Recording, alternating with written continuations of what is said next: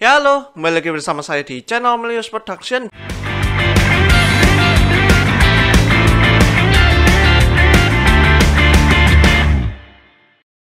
Dan setelah sekian lama nggak ada konten video, akhirnya saya buat juga.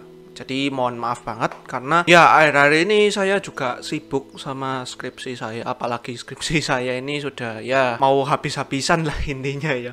Oke, lupakan itu untuk sejenak. Saya juga akan melanjutkan konten Milios Talk di sini yang sudah lama banget ya. Aku gak lanjut karena ya memang aku udah punya ide, tapi nyari bahannya itu untuk konten Milios Talk itu juga cukup susah ya. Di Milios Talk episode ketiga ini kita mau bahas apa? Ya, kita mau bahas tentang tempo alur anim atau seberapa cepat atau lambatnya alur dari sebuah anim. Gunanya apa aku buat konten ini? Ya sebenarnya nggak ada sih. Tapi bagi kalian yang mungkin mau nge-review anim gitu ya, mau memulai untuk menjadi anim reviewer, aku harap sendiri dari video ini bisa menjadi sumber lah bagi kalian atau ilmu ya gitu ya, meskipun sedikit ya. Jadi bagi kalian yang nggak merasa sadar ketika kalian nonton anime itu pasti kayak ada yang namanya anim yang ngebut ya, tentunya saja. Contoh nyata di anim tahun ini adalah Shikakumon Saikyo no Kenja yang sengaja nggak aku bahas karena ya memang animenya kurang menarik. Di episode pertama sendiri, kalau bagi kalian yang ngikutin anime ini sendiri itu kayak kerasa ngebut banget gitu. Dan ada juga anim yang juga dia itu terlalu lambat, kayak tahun lalu contohnya bagi aku Mushoku Tensei yang menurutku dari first core itu gila banget. Introduction-nya itu dengan world building yang cukup sederhana ya, mestinya ya cukup sederhana, itu cukup lambat sih menurutku ya. Dan ini biasanya aku sebut dengan tempo alur anim ya, atau kecepatan alur anim. Tentunya anime yang bagus sendiri itu memiliki tempo alur yang tidak terlalu cepat dan tidak terlalu lambat. Jadi ya kayak dia itu bisa merangkum semuanya, tapi gak terlalu ngebut, gak terlalu lambat juga gitu. Sehingga penonton itu ya nyaman lah gitulah nontonnya. Kalau terlalu cepat juga kayak rasanya gak nyaman, kalau terlalu lambat juga bisa akhirnya merasa bosan. Dari ngebut atau terlalu lambatnya ini bisa dirasakan dari mana saja sih? Sebenarnya ini sesuatu yang bisa kalian simpulkan ketika kalian sudah cukup lama menonton anime. Tapi di sini aku gak bakal ngomong tentang senioritas kita dalam menonton anime karena ya itu gak penting ya coy. Semakin lama kalian menonton anime, semakin kalian itu menemukan banyak anime dengan konsep yang ya kira-kira serupa lah dan bisa kalian jadikan untuk sebagai pembanding gitu ya. Itu pertama. Yang kedua juga sebenarnya di dalam kita menonton anime itu ada aturan yang namanya 3 episode pertama. Jadi 3 episode pertama ini fungsinya buat apa sih? Nah, 3 episode pertama itu atau first impression ya yang biasa kalian lihat di channel ini bisa menjadi penentu apakah anime ini layak tonton atau enggak. Tapi biasanya 3 episode pertama ini gak terlalu bekerja di beberapa anime yang mungkin dia itu yang konsep ceritanya itu ribet pertama, terus konflik yang memunculkan berbagai misteri sehingga memunculkan beberapa teori gitu ya guys ya. Bukan beberapa teori ya, kayak persepsi gitulah istilahnya ya. Jadi tidak bisa ditemukan dalam 3 episode pertama. Contohnya anime ini sendiri seperti anime Beatles. Kalau kalian pernah nonton anime ini memiliki ya banyak teori gitulah.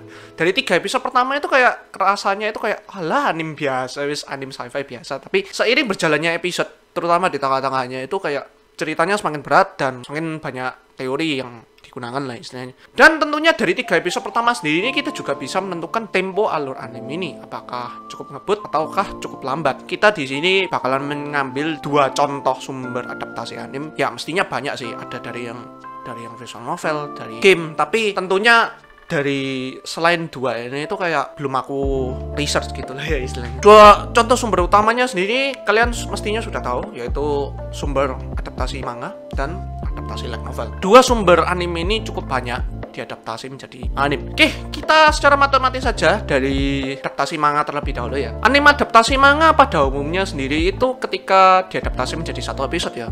Dalam satu episode itu dia itu pada umumnya berkisar antara 3-4 chapter yang diadaptasi. Contohnya saja Horimiya, yaitu satu episodenya mengandung 3-4 chapter. Jika misalkan kita satu episode itu ada 3-4 chapter lah ya, dan berarti tinggal kali aja sih sebenarnya 12 kali 3 atau kalau enggak 4, jadi kisaran 36-48 chapter. Ada juga yang kurang karena mungkin ada beberapa perubahan dari proses produksinya. Jadi ya aku bakalan ngomong 36-48 lah, 48 chapter. Dan untuk light novel sebenarnya variatif ya, karena bagi kalian yang nggak tahu juga, light novel itu juga dibagi dalam beberapa chapter, dan dari pembagian chapter ini yang membedakan tempo alur di sebuah anime ya. Light novel itu tipe pembagian chapternya ada 3 sih pada umumnya ya. Ada yang chapternya banyak tapi satu chapternya itu isinya sedikit banget, berapa halaman. Nah terus ada juga yang chapternya sedikit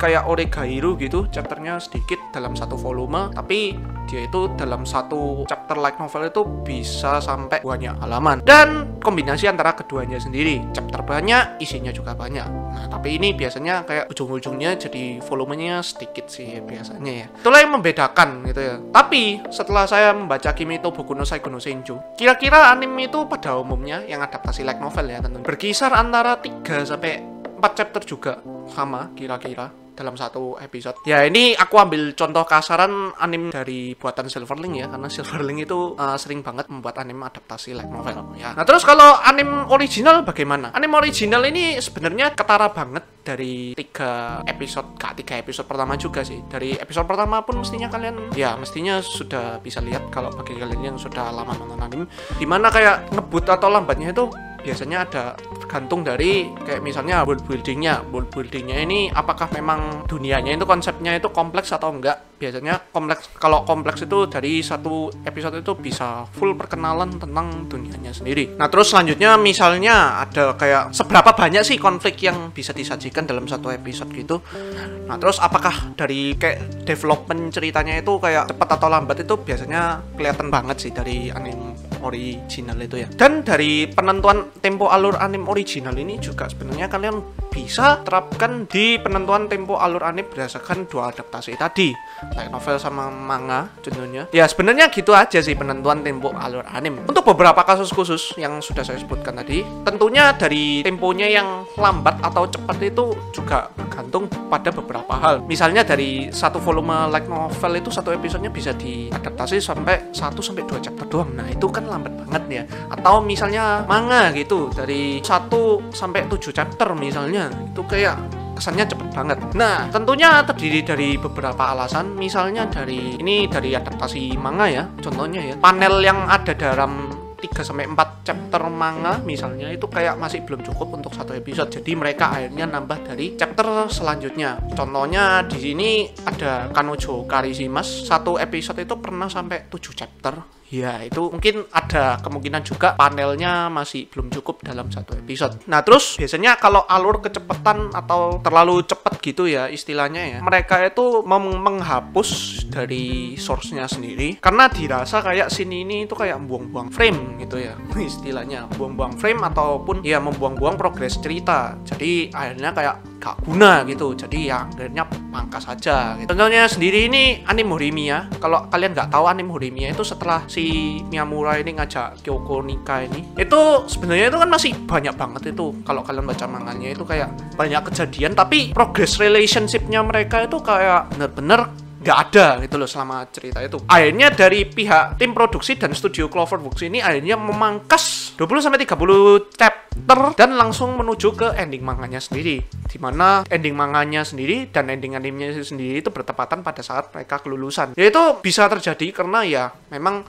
buang-buang frame dan ya buang-buang budget juga. Akhirnya pihak studio Cloverworks ini ngide dengan memasukkan berbagai chapter manga yang sudah di skip tadi itu di kreditnya episode terakhir ya. Kalau kalian nggak tahu, di ending Horimiya itu kan ada credit scene itu. Nah itu isinya chapter-chapter dari manga yang sudah di skip. Nah itu bisa di juga. Nah terus ada mungkin dari karakteristik ceritanya sendiri yang memang kayak temponya memang cepat atau memang ya dari lambat gitu. Mau diubah pun ya agak susah dari pihak tim produksi, ya akhirnya kayak gini juga. Ya tapi biasanya kayak gitu itu biasanya udah menunjukkan berbagai indikasi bahwa series ini itu sebenarnya nggak layak tonton. Jadi ada beberapa alasan lain juga ya, seperti budget terbatas itu juga bisa, dan lain hal sebagainya. Ya gitu aja sih konten Milios Talk dari episode 3 ini. Semoga bagi kalian yang pingin merintis jadi anime reviewer, semoga video ini bisa membantu kalian dalam menambahkan bahan review dalam satu series anime itu. Dan jangan lupa subscribe, like kalau kalian pengen lebih lagi ada konten kayak gini. Dan jangan lupa nyalain notification buttonnya, dan jangan lupa share-nya juga. See you guys, bye bye.